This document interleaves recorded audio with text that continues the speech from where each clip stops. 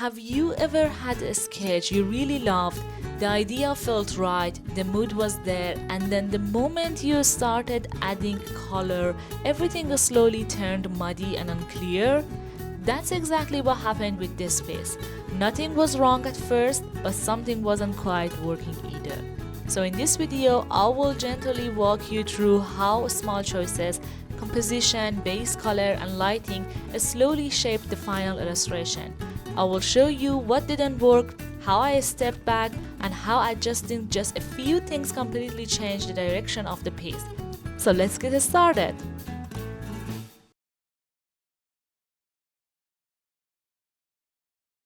Hey everyone, welcome back to the channel. If you have watched the previous videos, you already know what project I'm working on today. This is the third scene from my story project, which I called The Key. And today's video, we are going to focus on something very important: composition and muddy colors, and how to fix them before they ruin your illustration. This video is going to be very chill and process based, so let's get started.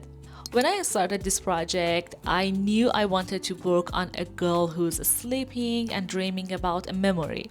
That idea was really clear in my mind from the beginning, so the first thing that I did was start sketching and building a small mood board. Before working on any project, you usually already have something in your mind. I collected images and colors that matched that dreamy feelings that I was looking for.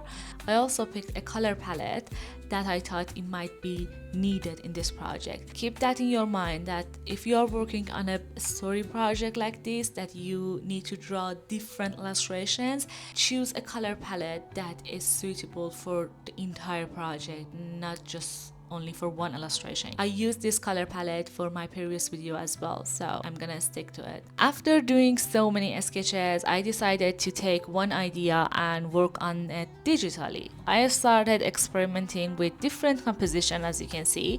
Very rough, very loose sketches. Some of them were zoom in, some of them were zoom out, so I wasn't trying to make anything perfect here. I was just searching for a good compositions that feels alright and interesting for me. And then after trying a lot of sketches, as you can see, I found this one that is perfect one for me. I went over this sketch and make it a bit clear for myself to give it a stronger overlook. The idea was to show a girl who is sleeping on her bed and inside a room full of clocks and keys, which are symbols of dreams and memories. I also wanted her to feel like she is floating in the room, so her dress, her clothes, a part of the bedroom like slightly lifted from the floor.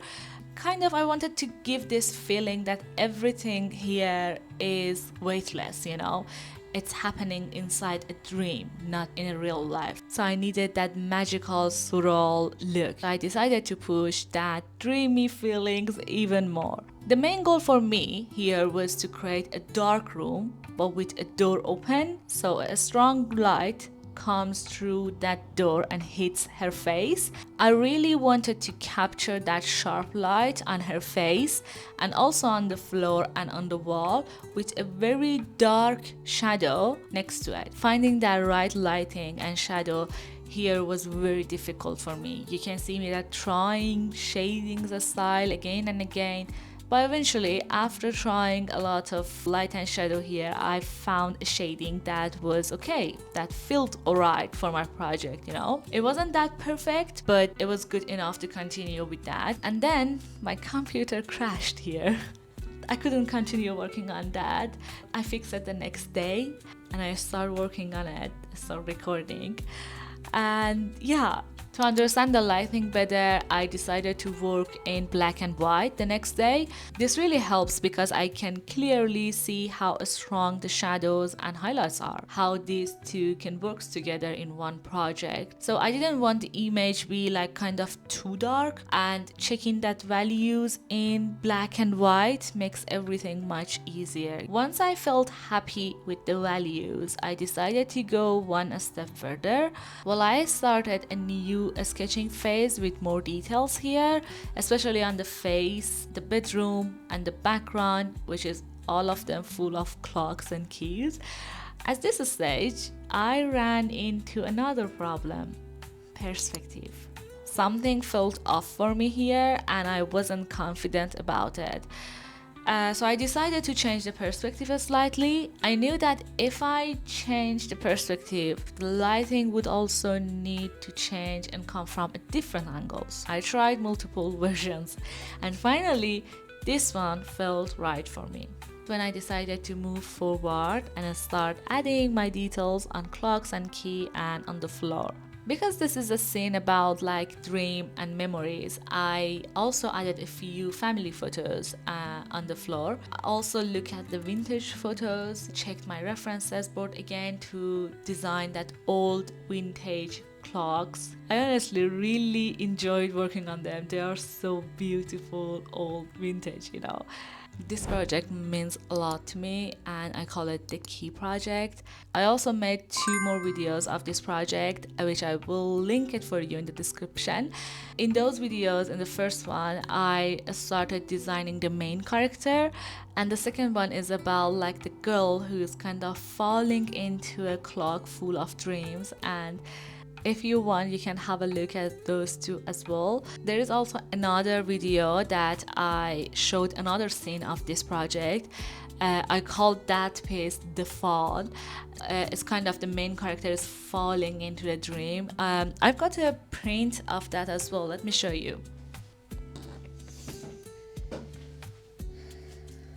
This is a print of that project. So it's this one. In that video, I shared the entire process of how I designed this, but we will talk about like how you can start your journey as an illustrator. So make sure to check that out as well. It's gonna be very helpful if you are just starting your career as an artist. And also, if you want these prints, I will put them on the Etsy shop. You can have a look at them as well. Let's get back to the drawing. So here I wanted to add clouds and stars and floating keys around her. Adding a floating bed sheet also worked really well here because it could show more movement. At this point, I placed my black and white version next to the drawing along with the color palette that we talked about. Having everything side by side really helps keep the project consistent. So I started working on the dreamy background first. I used a few texture brushed here and try to capture that overall mood first without focusing much on the details, you know. As I kept going, I realized that something was wrong. Even though the color were correct, like the color palette, the image kind of looked muddy and it wasn't clean at all. Honestly, I should have stopped right there, but I didn't. Instead, I just kept going and add more colors, shading, lighting, all of them. And I was completely unhappy with the result.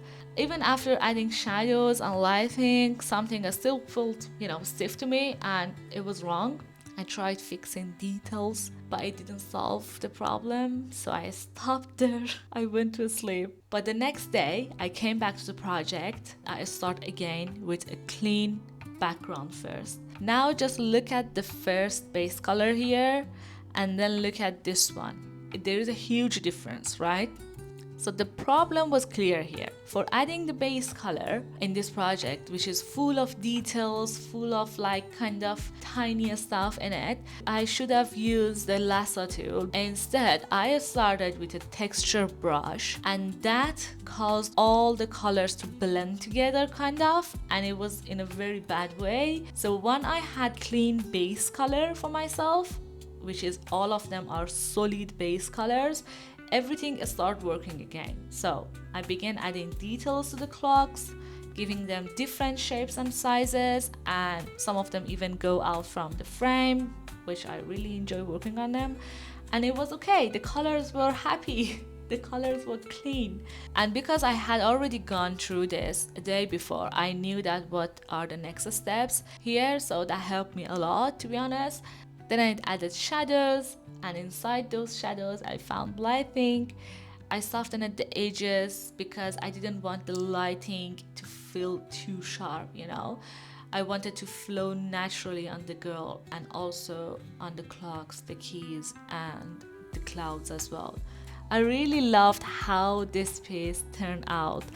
I adjusted the colors slightly, refined a few details, and then that was how I designed a project from a sketch to color, and how I fixed that little tiny muddy colors.